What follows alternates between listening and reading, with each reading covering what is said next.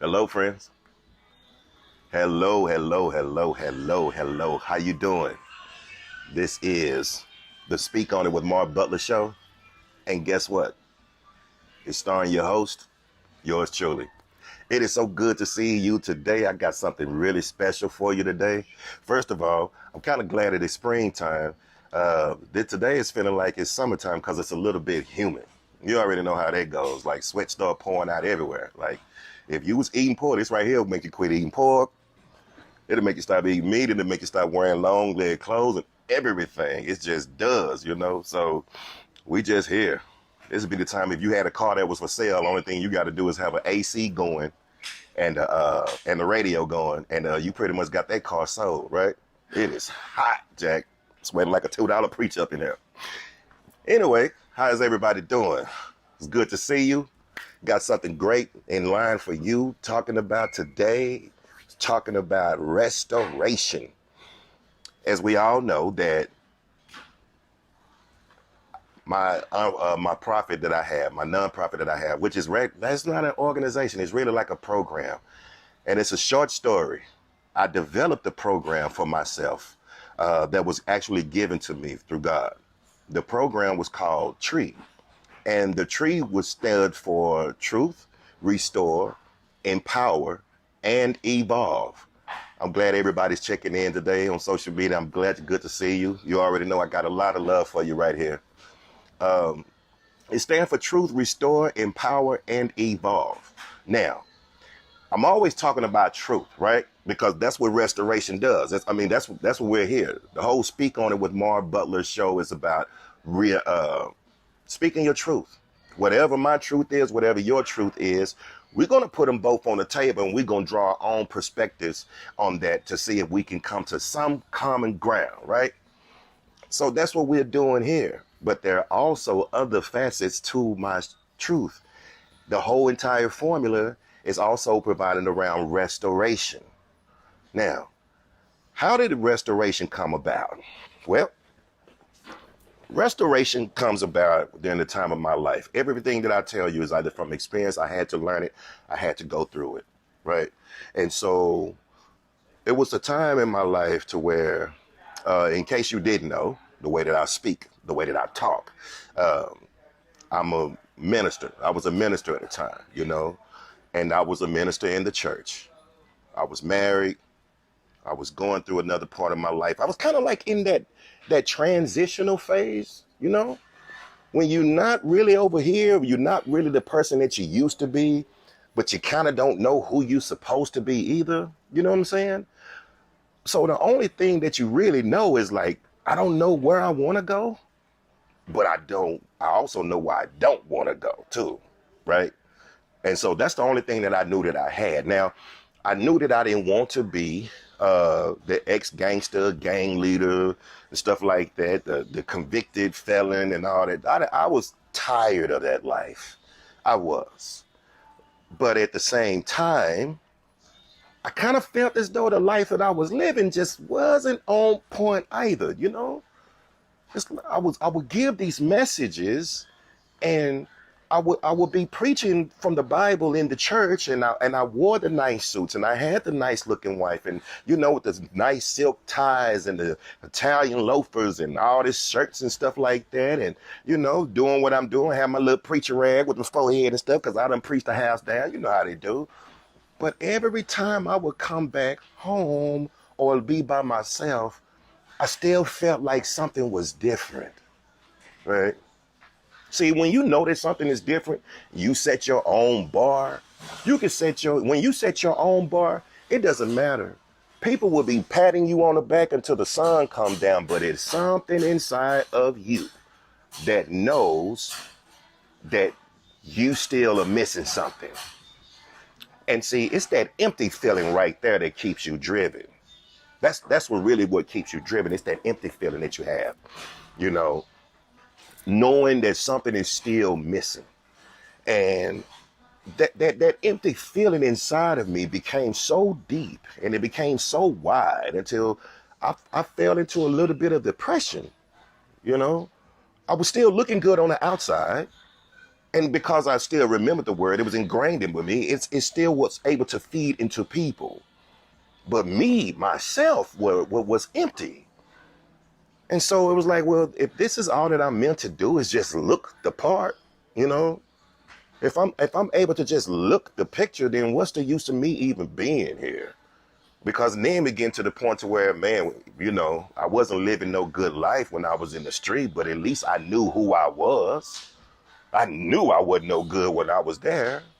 Hell, I don't know what the hell I am now. You know, I know what I look like, and I know what looks reputable. I know what looks credible to everybody else, but I don't feel the part, you see.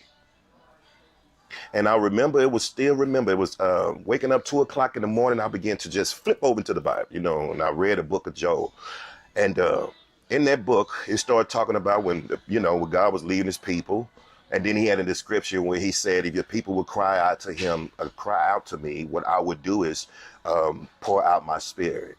And my favorite part in it, I think it was like verse 23 in chapter 2, when he says that I will restore your latter rain and your former rain, and I will cause for it to come down. Now, when it comes to that word cause, just hold that thought for a minute.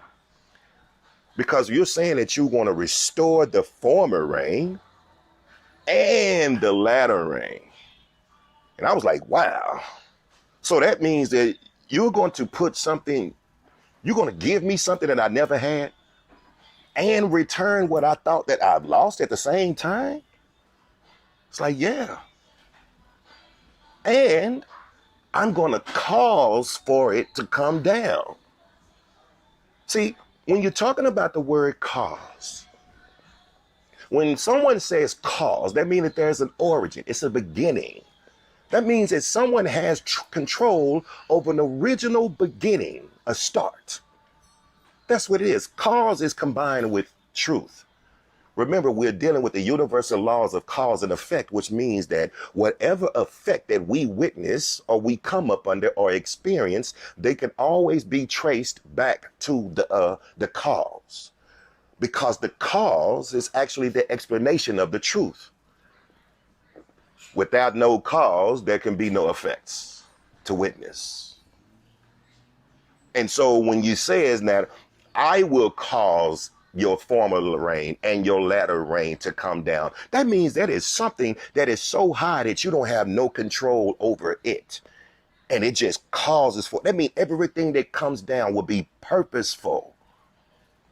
Now, what we're explaining in that one scripture, my friends, is called restoration.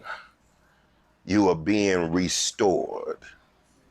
See, I want to dispel this whole ideology, this spiritual ideology, because a lot of times when people used to pray in church or whatever, they used to pray for restoration. And when they pray for restoration, they wanted to be restored back to themselves, how they remember or how they dreamed, right? But here's the deal about restoration. Your version of restoration can only go by what your intel is, only what you know. So you are asking to be restored back to a place that you can remember. But what if it is actually meant for you to be restored back to another blueprint? The original blueprint.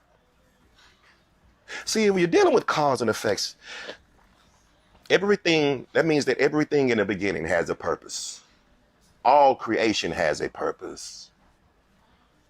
That means that everything that was created was one. That means it's an original blueprint that combines it all in order to be restored with the former rain and the latter rain, right?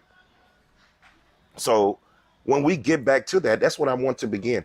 Everything has a continuous purpose for being. And when we ask for restoration, we go back to these three entities that I'm always teaching about, which is dependency, which is the first one, which is when a child is going through a development stage and is soaking everything in like a sponge. And then there's the independency when you're growing into those developments, whatever you've been impressed by over the years, that becomes your experience. Your experiences become your image because now you are mentally growing into that image. And then interdependency is when you're coming back to full fold all over again. And then you start realizing it's somewhat dependency and independency at the same time because now we're realizing that we all need one another. Now, somewhere along that line between dependency, the first stage, and the second stage, we ourselves develop what we call a mental psyche, our development, behavior. When we're doing that, developing that attitude, this is what sometimes get a little bit warped. Because what happens is when you're in development stage of mind, that means that everything that you do on this side of your world now is being taught, influenced, impressed, driven. It is not of your own. It's not like in the beginning. When we were first born, we were born under the mindset of the original blueprint. This is why babies are such the most bravest individuals in this world, because babies don't know the difference between right or wrong. They don't know the difference between good or bad. They ask questions that we feel as though embarrasses the hell out of us because they don't know what's embarrassing or not. They're just curious. See, it's in that baby stage that you're really in your God form. Really in your God form. Because you don't know the outer exteriors and the pressures of the world yet. You don't know what it's like to be depressed yet. You don't know what it's like to be angry yet. You don't know what it's like to be frustrated yet. But somewhere along the line, we develop some of these ideologies and we become who we are today. So when we're in this development mindset, we begin to act accordingly. So when you ask for restoration, we just want to go back to a good side or a good part that made us feel good. Restore me back to that. But that's not your original stage now, is it? See, it reminds me of a time when I was younger and I first got out of prison. When I first returned home, I had a best friend. And my best friend used to have a cleaning and restoration business. Now, there were times when we used to go and clean these chains for a check cashing place. The whole entire chain. Man, you talking about some serious work. I did not know how many stores there actually are until you sign a contract to clean a chain. Oh my God.